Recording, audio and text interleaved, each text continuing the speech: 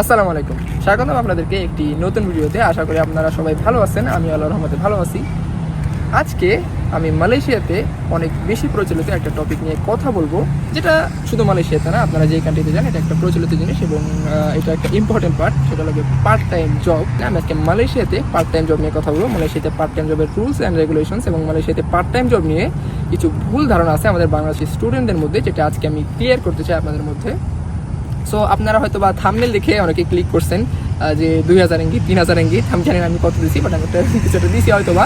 So আপনারা ওটা দেখে হয়তো বা ক্লিক করছেন। এখন হয়তো বা অনেকে আমাকে গালি দিবেন যে আমি উপরে একটা থাম্বনেল দিছি এবং ভিতরে আমি অন্য কিছু বলছি, বাট আমি চাইছি আপনাদের সাথে সত্য জিনিসটা শেয়ার করার জন্য। এই জন্যই কিন্তু আজকে আমার এই ভিডিওটা বানানো। সো ফাও কথা না বলে আমরা চলেন ভিডিওর মেইন টপিকে চলে যাই। তো মালয়েশিয়াতে পার্ট টাইম জব নিয়ে যদি আমি বলি, মালয়েশিয়াতে পার্ট টাইম জব নিয়ে কিছু রুলস রেগুলেশনস আছে, যেগুলো কিন্তু আমাদের দেশের অনেক স্টুডেন্টরাই জানে না এবং তারা কিন্তু মালয়েশিয়াতে এসে বিপদে পড়ে। আপনারা হয়তো অনেকে শোনেন যে মালয়েশিয়াতে পার্ট টাইম জব করে টিউশন ফিজ ম্যানেজ করা যায়, বা মালয়েশিয়াতে 20 ঘন্টা কাজ করা যায়। এই রুলটা হয়তো অনেকে জানেন, বাট প্রপার রুলটা আপনারা জানেন না, বা মালয়েশিয়াতে পার্ট টাইম জব নিয়ে অনেকের অনেক ভুল ধারণা থাকে। তো আজকের ভিডিওতে আমরা মালয়েশিয়ার পার্ট টাইম জবের যে নিয়ম সেগুলো নিয়ে কিন্তু কথা বলবো। আমি আগে বলছি, তো প্রথমে আমরা কথা বলি মালয়েশিয়াতে পার্ট টাইম জবের রুলস নিয়ে। তো মালয়েশিয়াতে আপনাদের লিগালি কতক্ষণ পার্ট টাইম জব করার পারমিশন আছে? মালয়েশিয়াতে লিগালি পার্ট টাইম জব করার পারমিশন আছে আপনাদের সপ্তাহে 20 ঘন্টা। তাও এটা কিন্তু সব সময় না, এটা কিন্তু আপনারা শুধু সেমিস্টার ব্রেকে করতে পারবেন। তো অন্যান্য টাইমে কিন্তু আপনারা মালয়েশিয়াতে পার্ট টাইম জব লিগালি করতে পারবেন না। বাট আমাদের দেশের বেশিরভাগ স্টুডেন্টরাই কিন্তু পার্ট টাইম জব সবসময় করে থাকে। এই রুলটা বেশিরভাগ স্টুডেন্টরাই মানে না, বিকজ আমরা একটা মিডল ক্লাস কান্ট্রি থেকে আসি, বা আমাদের কান্ট্রি কিন্তু অনেক হাই ইকোনমির কোনো কান্ট্রি না। সো আমাদের কান্ট্রি থেকে এখানে এসে ফ্যামিলি থেকে টাকা এনে পড়া, এটা কিন্তু সবার জন্য পসিবল হয় না, যে কারণে কিন্তু বেশিরভাগ স্টুডেন্টরা এখানে পার্ট টাইম জব করে থাকে। তো পার্ট টাইমটা যদি আপনারা আমাদের সাথে করতে চান, আপনারা কিন্তু লিগালি 20 ঘন্টার মতো করতে পারবেন, তার সাথে সেমিস্টার ব্রেক। এবার আসি আমরা মালয়েশিয়াতে কি কি ধরনের পার্ট টাইম জব স্টুডেন্টরা করে থাকে। তো মালয়েশিয়াতে যে পার্ট টাইম জবটা আপনারা সবচেয়ে বেশি পাবেন সেটা হচ্ছে কি ইভেন্টের জব। আমি যদি ইভেন্টের বলি কি টাইপের ইভেন্ট, তো এখানে বিভিন্ন ধরনের ইভেন্ট থাকে। তো এই জবগুলো থাকে একদিনের, এখানে আওয়ারলি হিসাব হয়। তো আওয়ারলি যদি আমি ইনকামের কথা বলি, তাহলে এটা আসে অ্যারাউন্ড 8 রিঙ্গিত থেকে শুরু করে 15-16 রিঙ্গিত পর্যন্ত হয়ে থাকে। আরও যে পার্ট টাইম জব থাকে সেটা হলো রেস্টুরেন্ট। তো অনেক স্টুডেন্টরা কিন্তু মালয়েশিয়াতে রেস্টুরেন্টগুলোতে পার্ট টাইম জব করে থাকে। রেস্টুরেন্টগুলোতে আপনারা মোটামুটি পার্ট টাইম জব খুঁজলে পেয়ে যাবেন। তো আপনার যদি লাক ভালো থাকে আপনি আপনার টাইম মতো পাবেন, বাট টাইম মিলানোটাই আসলে কষ্ট, যেই কারণে বেশিরভাগ স্টুডেন্টরাই কিন্তু ইভেন্টের জব করে থাকে। থার্ড হচ্ছে যে মেইন জিনিস, তো যে মেইন জিনিসটা আজকে আমার বলার উদ্দেশ্য ছিল সেটা হচ্ছে মালয়েশিয়াতে কিন্তু আপনারা পার্ট টাইম করে আপনাদের টিউশন ফিস ম্যানেজ করতে পারবেন না। হ্যাঁ, আপনারা হয়তো অনেকে এখন আমাকে গালাগালি দিবেন, বলবেন যে ভাই আমাকে অমুক বলছে যে মালয়েশিয়াতে টিউশন ফিস ম্যানেজ করা যায় পার্ট টাইম জব করে।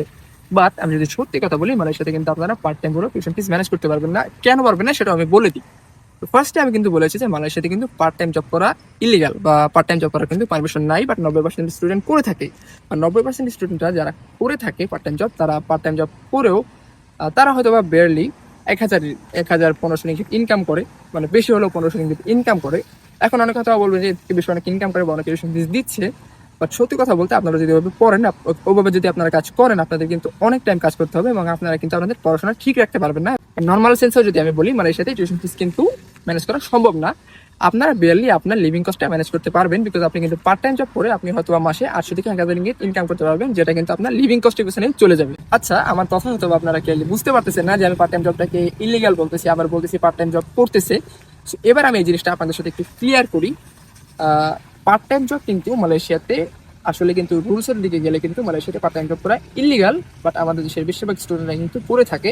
এখন ভাই জিনিসটা আমিও বুঝি, আমি নিজেও পার্ট টাইম জব ইভেন্টের কাজ কিন্তু মাঝে মাঝে করছি। এখন আমি ইভেন্টে যাই না, বাট আমিও কিন্তু মালয়েশিয়া আসার পরে কিছুদিন ইভেন্টে গেছিলাম।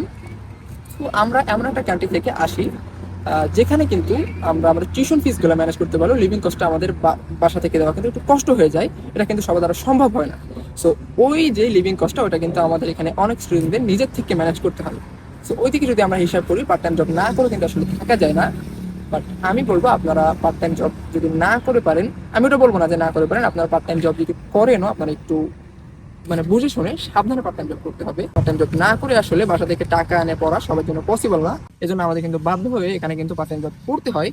সো আমি আপনাদের বলবো যে যদি না করে পারেন তাহলে না করেন, বিকজ সেফ থাকা ভালো। আর যদি করাই লাগে তাহলে অবশ্যই ফুল সেফটি নিয়ে সাবধানে পার্ট টাইম জব করবেন, বিকজ এটা আমিও বুঝি এবং আমি নিজেও পার্ট টাইম জব করছি। এবং যত পারেন এখানে কেয়ারফুল থাকার চেষ্টা করবেন, বিকজ এখানে আপনার এটা একটা ক্যারিয়ারের বিষয়। তো পড়াশোনাও করতে হবে, পার্ট টাইম জবও করতে হবে, শুধু কাজের দিকে ঢুকে গিয়ে আপনারা আপনাদের পড়াশোনা বাদ দিয়ে দিবেন না। তো আজকের ভিডিওতে আর কথা বলবো না, আপনাদের সাথে দেখা হচ্ছে পরবর্তী কোনো ভিডিওতে। আমার একটা ইচ্ছা ছিল যে আমি পার্ট টাইম জবটা নিয়ে মালয়েশিয়াতে আপনাদের একটা ক্লিয়ার ধারণা দিই যে মালয়েশিয়াতে পার্ট টাইম জবের রুলস অ্যান্ড রেগুলেশনস কেমন, এবং মালয়েশিয়াতে কী কী ধরনের পার্ট টাইম জব স্টুডেন্টরা করে থাকে, এবং পার্ট টাইম জব করে আপনারা টিউশন ফিস ম্যানেজ করতে পারবেন কিনা, এইটা একটা বড় বিষয়। এটা আপনাদের জানা অনেক বেশি জরুরি। আপনারা, আমি আবার বলে দিচ্ছি, আপনারা কিন্তু পার্ট টাইম জব করে মালয়েশিয়াতে টিউশন ফিস ম্যানেজ করতে পারবেন না। তো আজকের ভিডিওতে আর কথা না বাড়াই, দেখা হচ্ছে আপনাদের সাথে পরবর্তী কোনো ভিডিওতে। সে পর্যন্ত ভালো থাকবেন, সুস্থ থাকবেন, আল্লাহ হাফেজ।